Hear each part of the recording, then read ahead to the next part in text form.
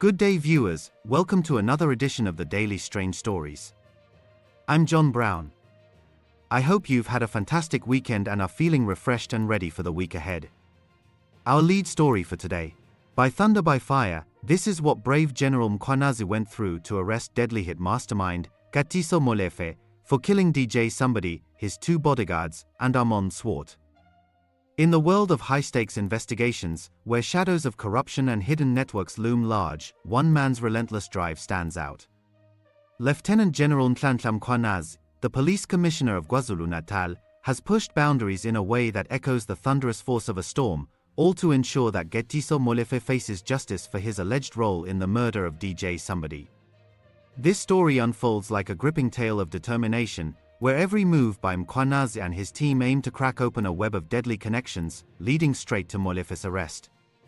It begins with a bold operation that blurred lines, involving the alleged holding of a fellow officer against his will, all in pursuit of crucial evidence that could tie Molefe to the crime scene. Mkhwanazi's efforts, marked by urgency and unyielding focus, highlight how far authorities went to build a case against Molefe, the man accused of orchestrating the fatal attack on the popular musician. DJ Sumbody, whose real name was Oupa Sefoka, met his end in a calculated ambush in Woodmead back in November 2022, along with his bodyguards Sibusiso Mokoena and Sandile Myeza.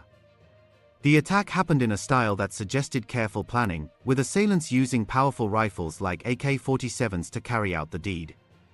Prosecutors point to Molefe as the key organizer behind this contract-style killing, charging him with 3 counts of murder and conspiracy, plus related firearm and ammunition offenses.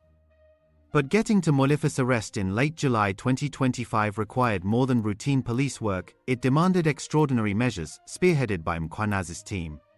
And I can confirm before the South Africans today that the investigation which these members were involved with in Gauteng has unmasked the syndicate. And this syndicate involves, amongst others, politicians who are currently serving in Parliament.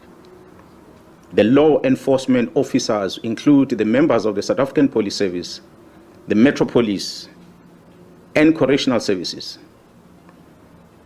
They include prosecutors in Gauteng province, the judiciary, and all these are controlled by the drug cartel as well as business people in that province of Gauteng.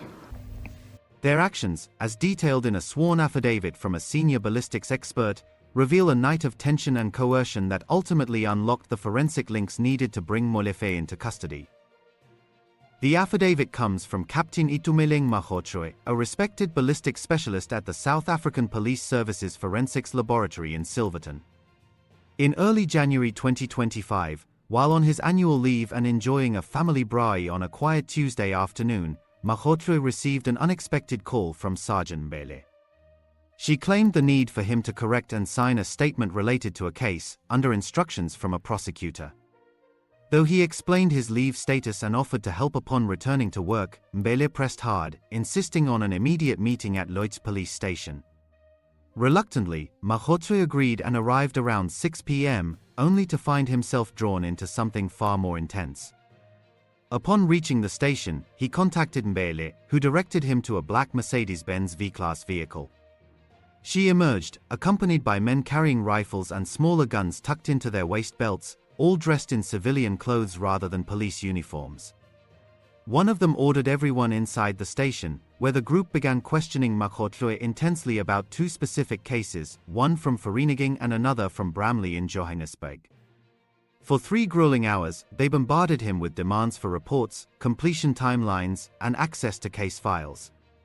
Makgotroe felt as though he were being treated like a suspect in a courtroom, confused by the aggressive interrogation that seemed to have no official backing. The group's primary goal became clear. They sought sensitive forensic documents that could connect the dots in multiple investigations. As the evening wore on, around 9 p.m., they demanded that Makgotroe lead them to the Silverton laboratory. He reminded them that the facility operated only during standard hours, adhering to strict protocols. Undeterred, they mentioned needing to report back to their commander, identified as Mkhwanazi, before midnight. Makgotroe tried to involve his superiors, he called Brigadier Mkhabela, who confirmed the lab's closure and offered to contact Mkhwanazi directly. Another officer, Lieutenant Colonel Lesu, who handles ballistics case management, informed the group that the files in question had already been transferred to KwaZulu-Natal for further analysis. This revelation did not stop them. Initially, they planned to drive Mkhwanazi all the way to KwaZulu-Natal, but en route, one asked if he had keys to his office at the lab. When he confirmed he did, they redirected to Silverton. There, under pressure, Mkhwanazi was made to unlock his computer, enter the security code, and access files on the Vereeniging and Bramley cases. They instructed him to print copies right away. Sergeant Mbele selected one particular statement, declaring it the exact one she needed. Then, the men left her and Mkhwanazi briefly alone, only to return with one standing guard at the door, rifle in hand. Security personnel at the lab's gate grew suspicious and called Mkhwanazi to check on his well-being. He handed the phone to his captors, but they refused to speak. Amid the tension, one of the men warned Mkhwanazi that handling such high-profile cases could lead to dire consequences, emphasizing the risks involved. Suddenly, the situation shifted when additional police officers, including Colonel Shole, a colleague of Mkhwanazi, burst in around 2 a.m., pushing the guarding man aside and filling the building. This intervention allowed Mkhwanazi to escape the ordeal, though the group departed without the full satisfaction they sought.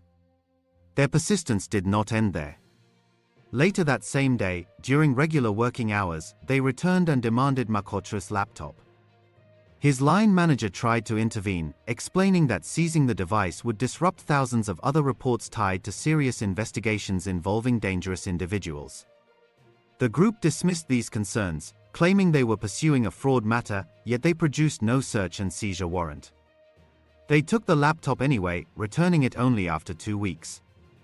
Mkhwanazi later stated that he had not consented to any forced actions and called for a thorough police investigation into the incident. This episode, as outlined in Mkhwanazi's affidavit submitted to the Independent Police Investigative Directorate, is set for scrutiny at the Madlanga Commission of Inquiry hearings starting in September 2025. The commission, chaired by Justice Mbuyiseli Madlanga, focuses on criminality, political interference, and corruption within the criminal justice system.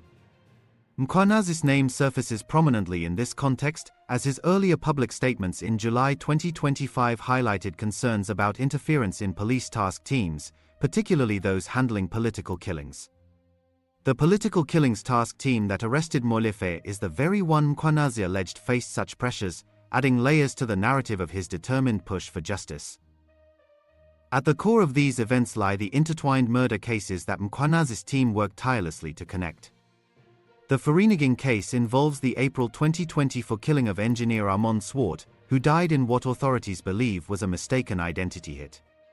Swart's colleague had uncovered a corruption network at Transnet, drawing unwanted attention that led to the attack.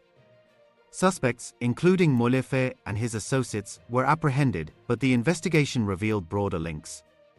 Ballistics evidence from Mkhwanazi's lab played a pivotal role, showing that firearms used in Swart's death matched those in other incidents. On the 6th of December 2024, the task team visited the premises of the two of the high-profile syndicate, of which one, Mr. Katiso Molefe, was arrested for the murder of Mr. Swart of QTech.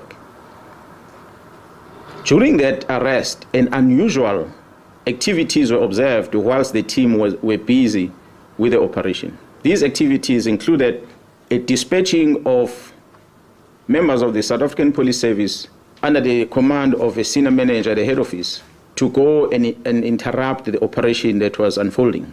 Fortunately, when they arrived there, the members realized that it is indeed a police operation, so they allowed the members to carry out their operation without disturbance.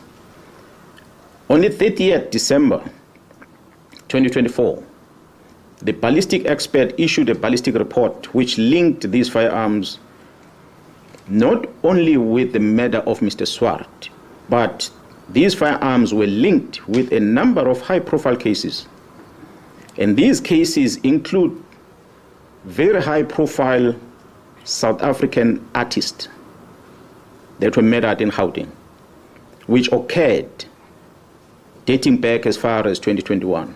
This forensic thread extends to the Bramley case in Johannesburg, where DJ Sumbody was targeted.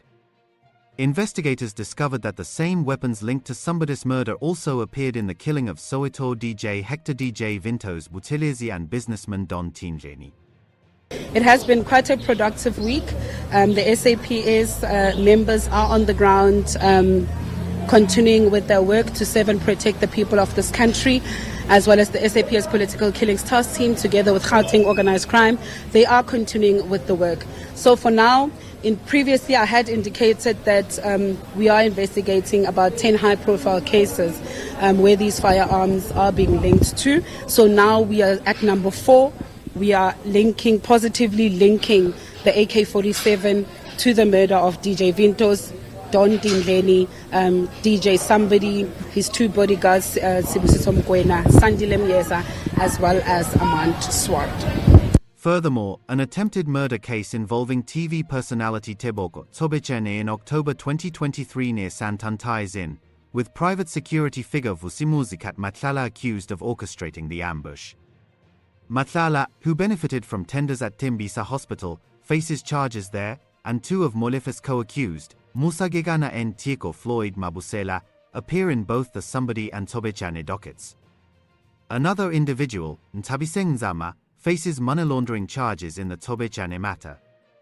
Mkhwanazi's public briefing on July 6, 2025, painted Madlanga as a central figure in a larger syndicate with connections to suspended police minister Senzo Mthunu.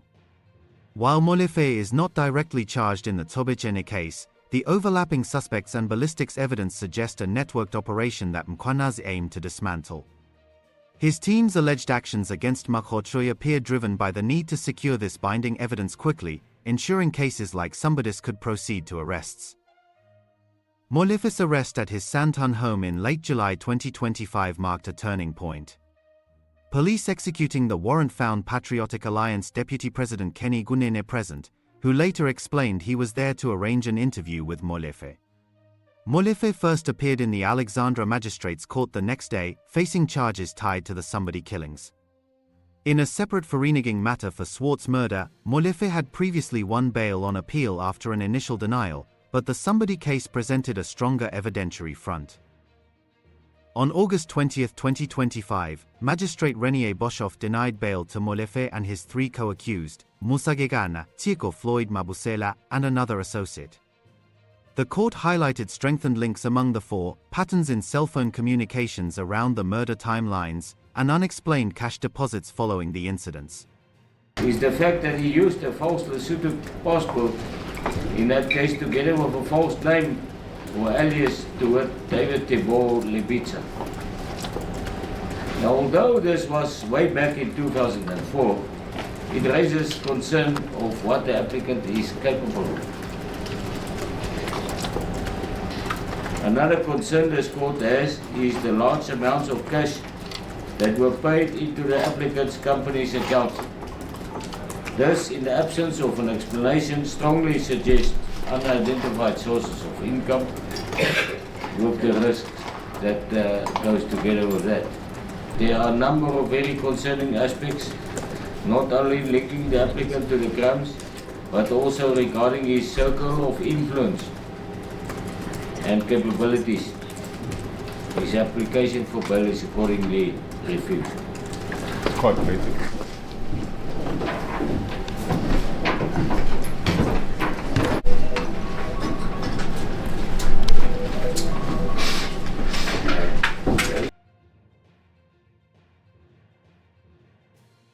Prosecutors detailed how cash flowed into accounts linked to Molefe's company without clear justification, correlating with the attacks.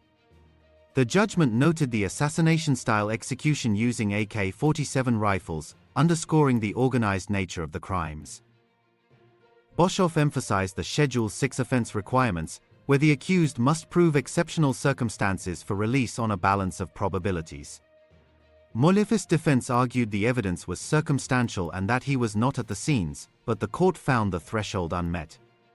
Factors like Molefe's prior UK conviction for cannabis possession and a fraud case involving a fake Lesotho passport under an alias raised concerns about flight risk and credibility. The court contrasted this with Molefe's earlier High Court bail in the Swart case, noting that new evidence in the Sumbody docket, including enhanced connections between accused and forensic matches, changed the landscape.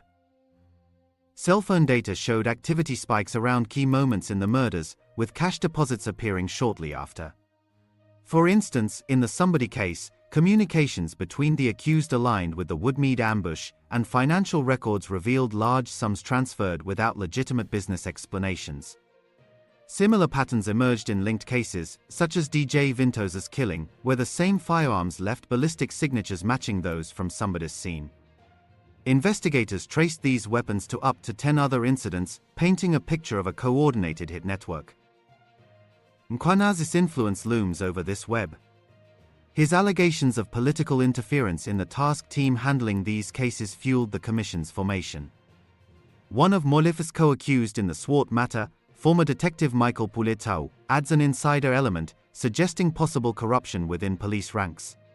There was a shooting incident that had occurred in April 2024, where Mr. Swart, a QTech employee, was fatally shot while entering the company premises. QTech has been a long-standing service provider to Transnet. Shortly after the incident, 3 suspects, including a warrant officer, a South African Police Service warrant officer, a detective Tau Pule, were arrested in Johannesburg. The Commission's hearings, beginning September 1, 2025, promised to delve into these issues publicly, potentially exposing more about Mkhwanazi's methods and the pressures faced by investigators. As the provisional indictment date approaches on September 18, 2025, Molefe remains in custody, with the case set for transfer.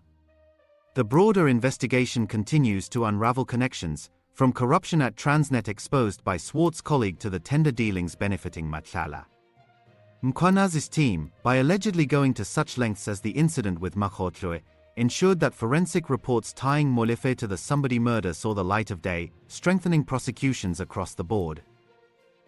This tale of pursuit raises questions about the fine line between determination and overreach in law enforcement. It shows how Mkhwanazi mobilized resources, from urgent late-night operations to persistent demands for evidence, all to secure Molefe's arrest. The ballistics links, once obtained, formed the backbone of the case, revealing a syndicate that targeted figures like DJ Sumbody, Swart, and others in a chain of calculated strikes. The story extends beyond individual arrests, touching on systemic issues. The Madlanga Commission's focus on political interference echoes Mkhwanazi's warnings, with the task team's work on networked assassinations at its heart. Molefe's calm demeanor during the bail denial, showing no visible reaction, contrasts with the storm of evidence against him, including overseas legal troubles that painted him as a potential flight risk. Details from the investigations highlight intricate planning. In the Tobejene attempt, assailants ambushed her vehicle on the N1 highway, but she survived. Prosecutors allege Madlanga's orchestration, with Gegana and Mabusela's involvement linking it to Molefe's circle. Financial trails show money laundering through Nzama, funneled from dubious sources. In DJ Vintos's case, the Soweto musician fell victim to a similar rifle attack, with forensics matching the Sumbody weapons, suggesting a shared arsenal. Swart's mistaken identity killing stemmed from his proximity to anti-corruption revelations at Transnet, where syndicates sought to silence whistleblowers. Molefe's alleged role as organizer ties him to these threads, with Tau's police background potentially providing inside knowledge on evading detection. Mkhwanazi's July press conference spotlighted Madlanga's syndicate ties, including to Mthunu, amplifying the need for swift action.